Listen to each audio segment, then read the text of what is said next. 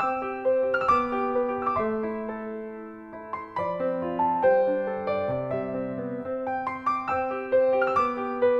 you ever wanted to learn how to bake artisan bread in your kitchen?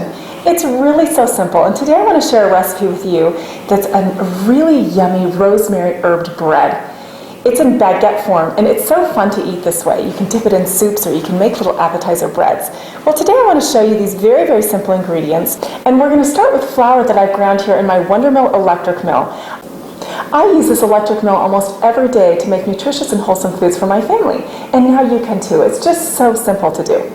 So let's start with this bread. I'm going to show you our first ingredients. The herbs that make this bread so good are oregano, some dill, and some rosemary. I also have here some onion and some fresh garlic. I wish you were here to smell it. It smells so yummy. And then we have some buttermilk powder. For those of you who don't use fresh buttermilk powder is a great substitute because it's just really easy and fast, and you can store it in your food storage. Then we have some oil, some agave, a natural sweetener, and then a little bit of salt and some yeast. Of course, we've got our freshly ground flour here, right out of our electric mill, and this is the perfect time to make bread. So let's grab our bosh and get started. We're going to start with 4 cups of hot water. Now remember, you can find this recipe below. Now to that, we're going to add our yeast. For those of you who've seen my bread videos before, you know that I love to use SAF instant yeast. It has a long shelf life, and it really does well because it doesn't have to be proofed in advance. Next, we're going to add some agave. This is our natural sweetener, and for more information on how to use agave every day, you can view my other videos on my website. Next, we're going to add some oil. Now, you can use any oil that you like. I like to use vegetable oil. It's very light, and it works great. Then we add our onion and garlic. This just smells so yummy and really gives a kick to our bread. Don't you love how easy it is to put all these ingredients together and then just let it do its magic? A little bit of salt. Now, when I put my salt in, I'm going to put it on this side of the bowl so it doesn't mix with my yeast. And finally, I'm going to add some buttermilk powder. Do you remember when I mentioned about the buttermilk? Oftentimes we just don't have buttermilk in our refrigerator, so it's a good idea to have some buttermilk powder on hand. Remember that for every 1 cup of fresh buttermilk, you're going to use 1 cup of water and 3 tablespoons of buttermilk powder to equal 1 cup of fresh buttermilk.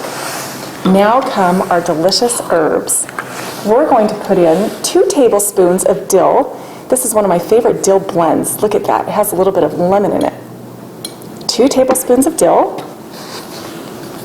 1 tablespoon of rosemary. Now you'll notice that I store my spices in jars. And why is that? These glass jars help keep the integrity of my spices and herbs, and they have a much longer and pungent shelf life. Next, we'll use some oregano. Oh, this combination just smells so good together. Perfect thing for holidays or just every day. And then we'll start adding our flour. This is just whole wheat flour that I've ground in my Wondermill electric grinder. I'm going to start out with just 2.5 cups. There.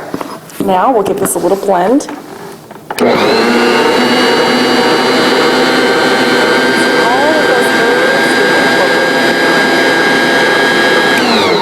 Now I'll continue to add flour until I can see the dough leaving and cleaning the sides of the bowl. At that point, I'll turn it off, make sure that I have enough flour, and then I'll let it knead for another 8 minutes. When it's finished, I'll show you how to shape your loaves. Here we go.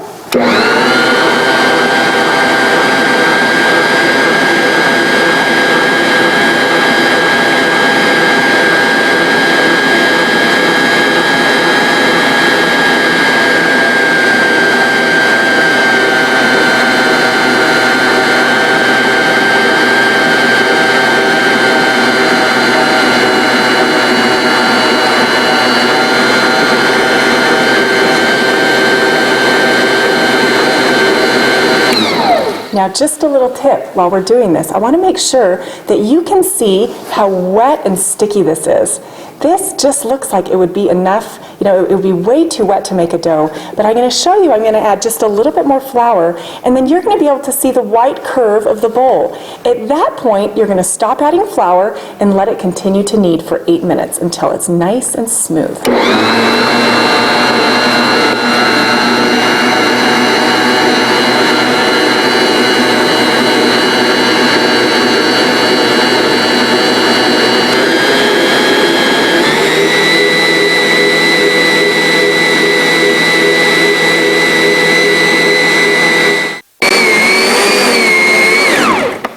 Did you see how that just pulled away from the bowl? It's so elasticy and yummy, and it smells delicious. So we're going to take this out, and you're going to see there's not a shred of dough left in the bowl. It's just completely clean, and you have this lovely dough ball.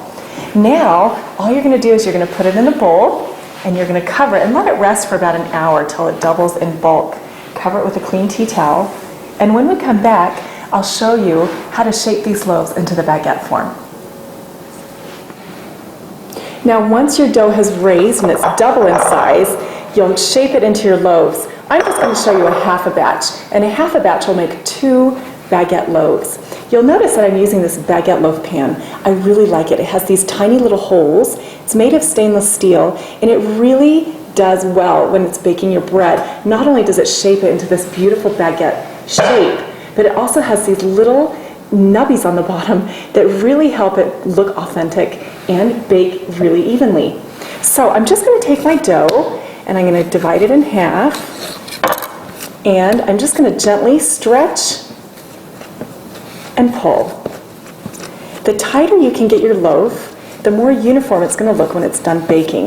They'll look really, really skinny, but I promise you they'll raise. It takes about 25 minutes for this to double in bulk. You'll want to just put it in a nice, well-greased pan. We'll do it one more time. And you know what you can do with this dough is you can also freeze any excess dough that you have if you want to just make 2 loaves and then freeze the rest for 2 loaves on another day. That's also an option. So look how easy that is. You can see all the beautiful herbs and the onions in that loaf. When they're done raising, what you'll do is they'll be nice and poofy. They'll fill the whole pan.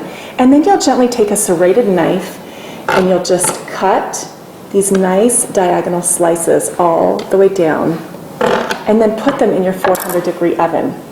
In about 20 minutes, you're going to have this beautiful golden loaf of rosemary artisan bread that you can serve to the ones you love.